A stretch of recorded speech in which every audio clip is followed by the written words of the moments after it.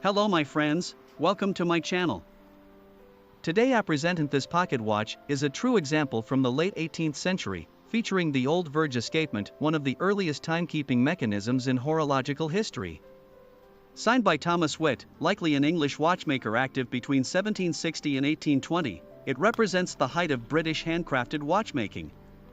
With its classic Fusee chain system and fully manual construction, this type of watch was admired for its mechanical beauty, even if it lacked modern precision. A true piece of history, made in a time when every watch was one of a kind. I hope you enjoy my video. If possible, subscribe channel.